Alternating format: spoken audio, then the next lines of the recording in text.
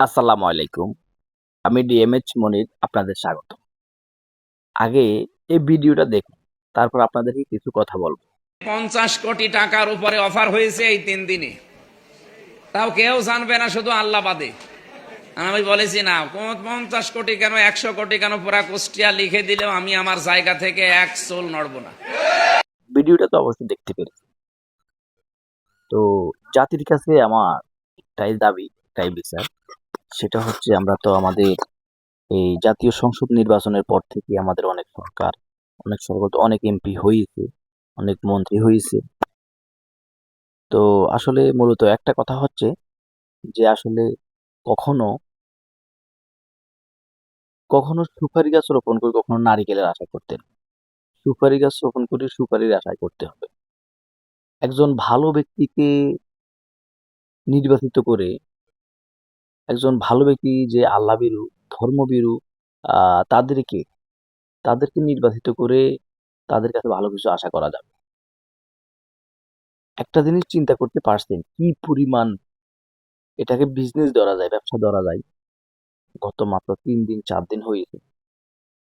3 দিন 4 দিনে প্রায় কত কোটি টাকা তাকে অফার করেছে বিভিন্ন খাত থেকে। তাও বলেছেন একমাত্র আল্লাহ ছাড়া আর কেউ জানবে না। যাও, সৃষ্টিকর্তাই ভালো জানে। তবে আপনাদের কাছে আমাদের একটাই দাবি, একটাই আকুল আবেদন। এই সমস্ত ব্যক্তিদেরকে আপনারা এই সমস্ত ব্যক্তিদেরকে আপনারা এই সমস্ত সামাজিক কাজে, এই সমস্ত রাষ্ট্রীয় কাজে, এই সমস্ত আহ প্রতিনিধিত্বমূলক কাজে আপনারা অবশ্যই এদেরকে স্থান দিবেন, এদেরকে সুযোগ করে দিবেন। কারণ আমরা দল বল নির্বিশেষে আমরা আসলে কোনো দলকে ইন্ডিকেট করে বলছি না। তবে একটা কথা বলতে হয়, যেই দলের যাকে যেখানে যোগ্য মনে হবে, যাকে যেই টেবিলে, যাকে যেই চেয়ারে যোগ্য মনে হবে, তাকেই আপনারা ওই চেয়ারে বসাবেন। তাকে ওই যোগ্য চেয়ারে বসানোর জন্য আপনাদের কাছে একটাই আকুল আবেদন। কারণ হচ্ছে প্রিয় বন্ধুরা, অযোগ্য ব্যক্তি যদি যোগ্য চেয়ারে বসে, তাহলে ওই যোগ্য চেয়ারের মূল্যটা বোঝে না। আর অযোগ্য ব্যক্তি কখনো যোগ্য চেয়ারে বসে ভালো কিছু তাদের কাছে আশা করা যায় না। এটাই হচ্ছে আসলে আসল মূল কথা। তো আপনাদের কাছে আসলে আপনাদের বিবেচনায় আপনাদের সবাই এখন আসলে সবাই সচেতন।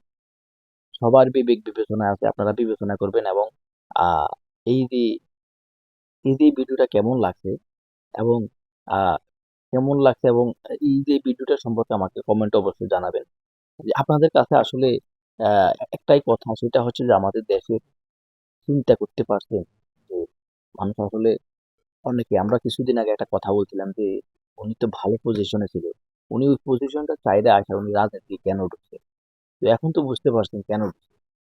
এখানে নিশ্চয়ই অনেক বিজনেস আছে, অনেক প্রফিট আছে, অনেক ইনকাম আছে, অনেক লাভজনক আছে। তার জন্য হয়তো আসলে এই সমস্ত দিনদার আল্লাহওয়ালা, এই সমস্ত ভালো মানুষের কাছ থেকে যদি কথাগুলো হয়তো না শুনতাম, হয়তো আমরাও জানতাম না। আমরাও তখনও আমরা হয়তো অন্ধভাবে তাদেরকে বিশ্বাস করে চাইতাম, কিন্তু তা না। আসলে আমাদেরকে তারা প্রতিনিধিত্ব বলে আমাদেরকে ধোঁকা দিয়ে যাচ্ছে।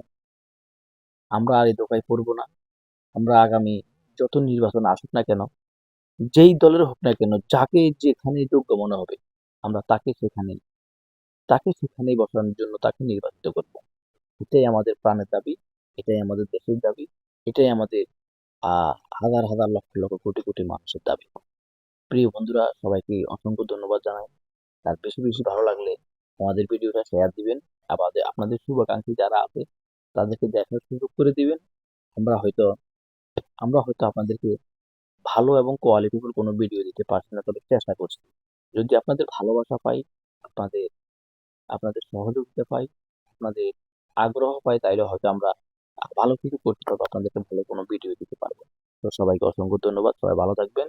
এবং বিশেষ করে আমরা দোয়া করব যাতে করে দল বল নির্বিশেষে আমাদের দেশে এইরকম আমির হামজার মতন শত শত আমির হামজা যাতে করে আমাদের পার্লামেন্টে থাকে, এবং শত শত আমির হামজার মতো এরকম আমির হামজার মতো শত শত ব্যক্তিরা যাতে করে পার্লামেন্টের এমপি থেকে মন্ত্রী পর্যন্ত সবাই যাতে করে এরকম পুঙ্খানুপুঙ্খানু ভাবে এই সমস্ত এই সমস্ত খারাপ কাজ থেকে তারা যাতে করে বিরত থাকতে পারে, আমাদের দেশের সঠিক সেবাটা দিতে পারে। আমরা আমাদের জায়গা থেকে দোয়া করি আল্লাহ পাক যাতে করে তাদেরকে এই চিন্তাধারা তাদেরকে দিয়ে দেয়। তো আজকের জন্য এখানেই বিদায় নিচ্ছি। সবাই ভালো থাকবেন। আসসালামু আলাইকুম।